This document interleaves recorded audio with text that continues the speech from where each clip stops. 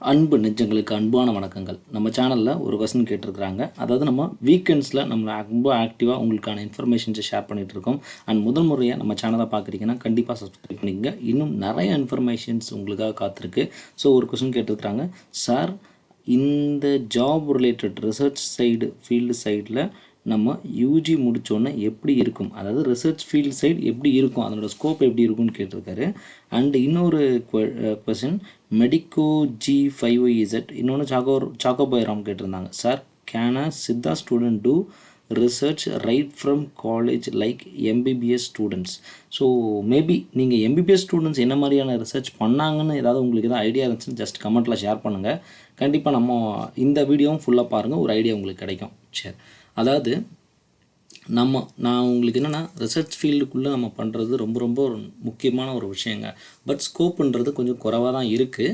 ஏன்னா இப்போ நீங்கள் எக்ஸாம்பிள் என்ன சொல்கிறது அப்படின்னா, ஒரு எம்ஆர்பியில் ஒரு 100 போஸ்ட் போடுறான் அப்படின்னா, ரிசர்ச் ஃபீல்டில் பார்த்தீங்கன்னா ஒரு 3 வருஷத்துக்கு வந்து உங்களுக்கு பர்மனன்ட் போஸ்ட் அப்படின்றது 1 2 இவ்வளோ தான் வரும். ஸோ இதுதான் நம்ம சித்தாவோட ரிசர்ச் ஃபீல்டோட ஒரு சித்தா பேஸ்டு ரிசர்ச்சோட ஒரு ஸ்கோப்பாக இருந்துகிட்ருக்கு இப்போதைக்கு.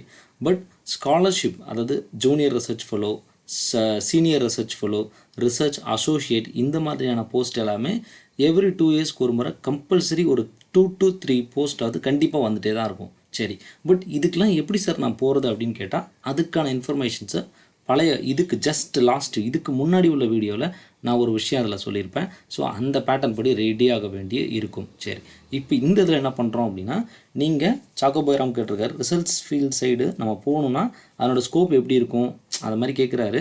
அப்புறம் இன்னொருத்தங்க என்னென்னா ஸ்டூடெண்ட்ஸ் பார்ட் ஆஃப் இதுலேயே நம்ம ரிசர்ச் சம்மந்தமான விஷயங்களை ஆரம்பிக்கலாம் அப்படின்னு கேட்டிருக்கிறாங்க. அதாவது இந்த ஸ்டூடெண்ட்ஸ் சைடு சம்மந்தமான படிப்புகள் இருக்கிற சமயத்திலே நம்ம சின்னதாக நம்ம ஆராய்ச்சிகள் சார்ந்த விஷயங்களில் ஈடுபாடோடும் ஆர்வத்தோடு இருந்தால் தான் நம்ம முடித்து வரும்போது ரிசர்ச் ஃபீல்டு சைடில் நமக்கு வாய்ப்புகள் அப்படின்றது நல்ல பிரகாசமாக இருக்கும்.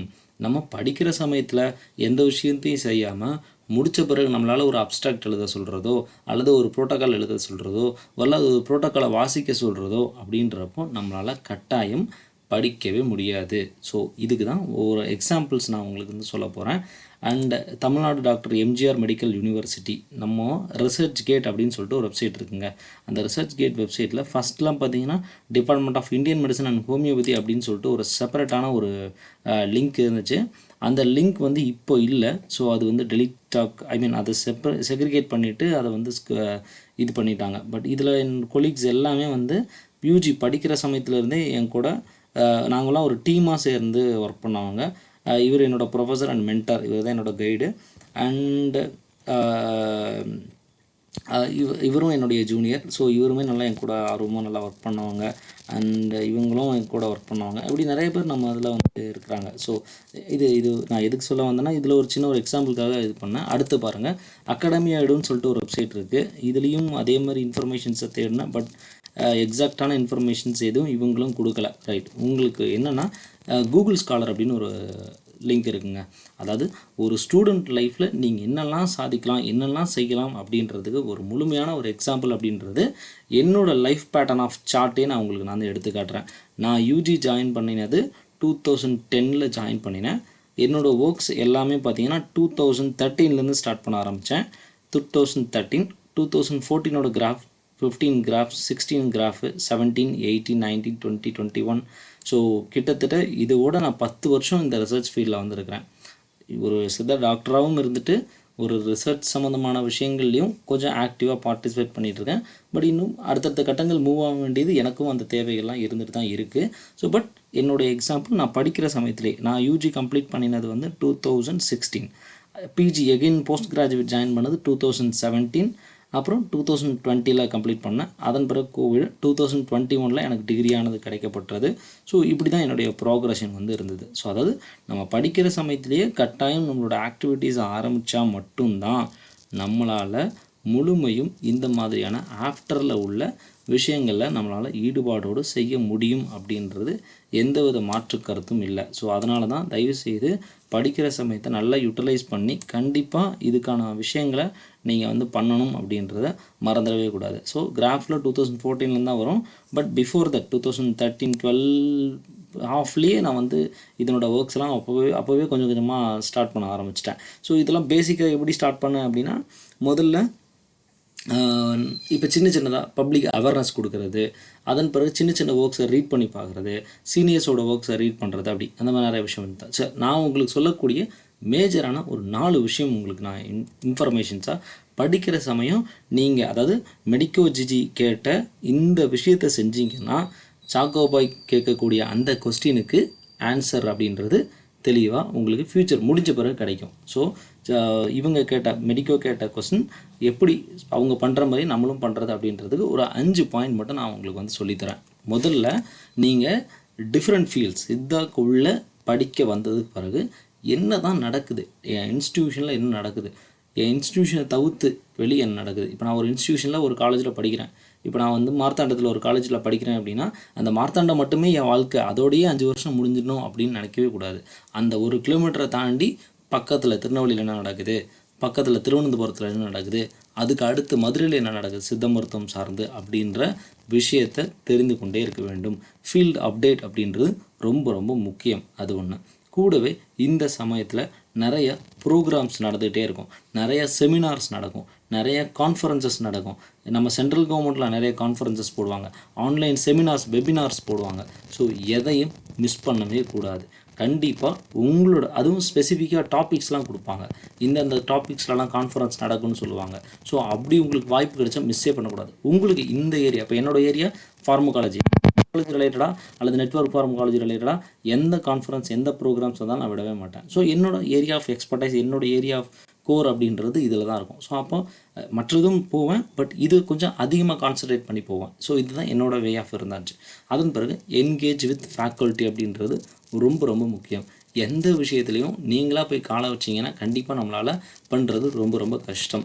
அதனால் ஒரு ஃபேக்கல்ட்டி, ஒரு மென்டர் அப்படின்றவங்கள கண்டிப்பாக நம்ம வந்து கைட்ஷிப்புக்கு கண்டிப்பாக வச்சுக்கிறது ரொம்ப ரொம்ப நல்லது.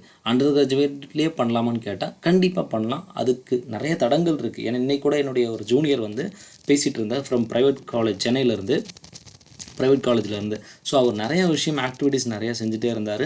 பட் அவர் படிக்கிற காலத்துலேயே அவர் வந்து நிறைய இதெல்லாம் செஞ்சதுனால நிறைய டிஸ்டர்ப் எக்ஸாம்ஸில் வந்து ரொம்ப கஷ்டப்படுத்தின மாதிரியும், ரெக்கார்ட் நோட் சைன் பண்ணாத மாதிரி, ரொம்ப டிஸ்டர்ப் பண்ண மாதிரி, இப்படி ஏகப்பட்ட விஷயங்கள் சித்தா மெடிக்கல் காலேஜில் நடக்கக்கூடிய விஷயங்கள்லாம் உண்டுங்க.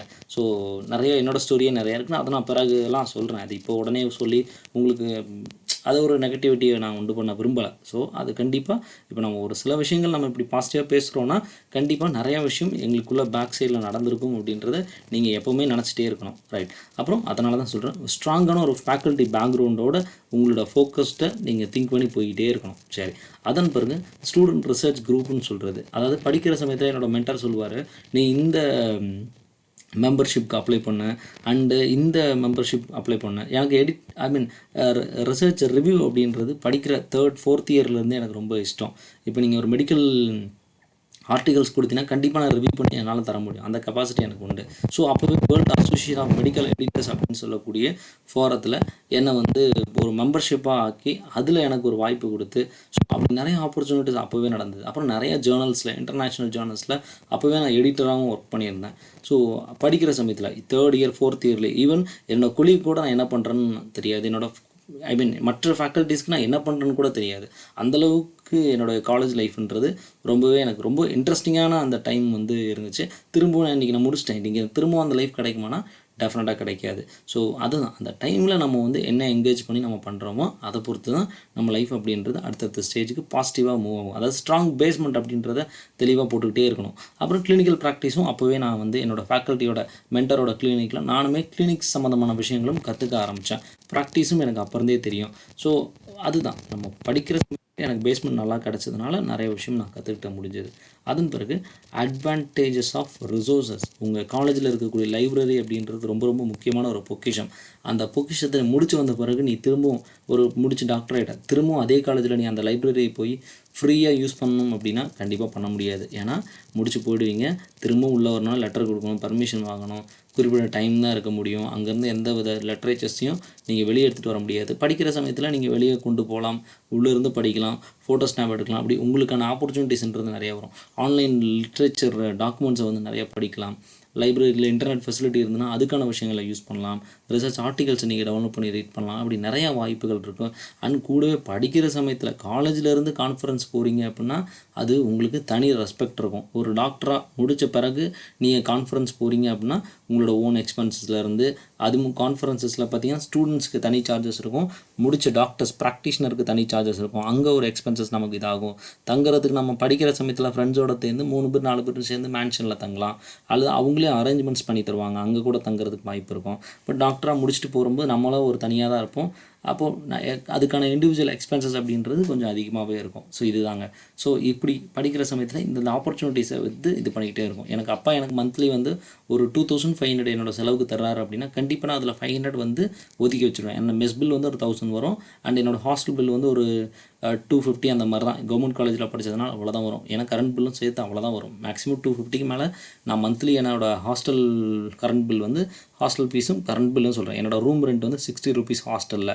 ஸோ அவ்வளோ பொக்கிஷம் அந்த வாழ்க்கை அப்படின்றது திரும்ப கண்டிப்பாக கிடைக்காது. 60 ருபீஸில் ஒரு ஹாஸ்டல் ஒரு கவர்மெண்ட் காலேஜில் கொடுப்பாங்களான்னா கண்டிப்பாக கொடுக்க மாட்டாங்க. கவர்மெண்ட் சித்தா மெடிக்கல் காலேஜ் பாளையங்கோட்டையில் உள்ள இப்போ உள்ள ஸ்டூடெண்ட்ஸ் எல்லாமே துரதிர்ஷ்டவாதிகள் அப்படின்றதுல. ஏன்னா அவங்களுக்கு அந்த ஹாஸ்டல் இல்லை, அவங்களுக்கு அந்த ஆப்பர்ச்சுனிட்டி வந்து இல்லாமல் போயிடுச்சு. ஏன்னா அவங்களும் அதை கேட்டு வாங்கவும் விட்டுட்டாங்க. ஸோ அப்போ இனி அந்த ஹாஸ்டல் ஃபெசிலிட்டி ஒரு 60 ருபீஸ். ஏன்னா இப்போ நியர்லி இப்போ வந்து வெளியே ரூம் ரெண்ட் எடுத்து தங்கணும்னா 4000 to 5000 ருபீஸ் வந்து ரூம் ரெண்ட்டுக்கு ஆகுது. அதுவும் நியர்லி அடிஷ்னலாக ஒரு 4000 வந்து சாப்பாட்டுக்கு ஆகக்கூடிய நிலைமை வந்து போயிட்டுருக்கு. ஸோ இந்த மாதிரிலாம் இருந்ததுனால எங்களுக்கு நல்லா கவர்மெண்ட் வந்து ஆப்பர்ச்சுனிட்டிஸ் ப்ரொவைட் பண்ணதுனால நான் அமௌண்ட்டை மந்த்லி சேவ் பண்ணி வச்சு 4 months அல்லது 5 months ஒரு முறை ஒரு கான்ஃபரன்ஸஸ் அட்டன் பண்ணக்கூடிய வாய்ப்பு அப்படின்றது எனக்கு என்னுடைய கவர்மெண்ட் காலேஜ் அப்படின்றது அமைச்சு கொடுத்துச்சு. என்னோடய கேரியரில் இது வரைக்கும் நான் 50+ கான்ஃபரன்ஸஸ் வந்து in and around India, even நீங்கள் நார்த்தில் டெல்லி வரைக்கும் நான் அட்டன் பண்ணியிருக்கேன். ஸோ படிக்கிற சமயத்தில் யூஜி வரைக்கும் சொல்கிறேன். ஸோ அவ்வளோ வாய்ப்பை எனக்கு வந்து என்னோடய கவர்மெண்ட் காலேஜ் கொடுத்தது அப்படின்றதுல. ஏன்னா பர்மிஷன் நீங்கள் கேட்டிங்கன்னா இமீடியட்டாக உடனே பர்மிஷன் கொடுத்துருவாங்க. இல்லைனா ஆப்ஷன் லீவை போட்டு போயிட்டே இருக்கலாம். ஏன்னா நீங்கள் அதில் அட்டண்டன்ஸ் நீங்கள் ஃப்ரேம் பண்ணிக்கணும். உங்களுக்கு 75% அட்டண்டன்ஸ்னால் 25%ல் நீங்கள் எல்லாமே அட்டன் பண்ணிவிட்டு மீதத்தை வந்து கரெக்டாக இது பண்ணுற மாதிரி, இன்டர்னல் எக்ஸாம்ஸ் கட் பண்ணக்கூடாது. அப்படி ஏகப்பட்ட விஷயங்கள் நம்ம தெளிவாக பண்ணோம் அப்படின்னால ஈஸியாக நம்மளால் அட்டன் பண்ண முடியும்.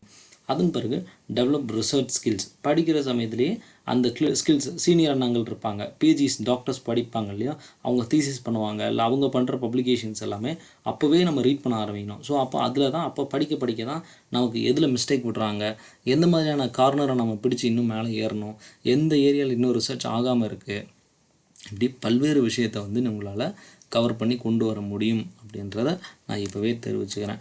ஸோ இதுதான் முக்கியமாக நீங்கள் வந்து தெரிந்து கொள்ள வேண்டியது. ஸோ படிக்கிற சமயத்தில் நிறைய எக்ஸ்ப்ளோர் பண்ண பாருங்கள். எக்ஸ்ப்ளோர் பண்ணிங்கனாலே உங்களுக்கு நிறைய விஷயங்கள்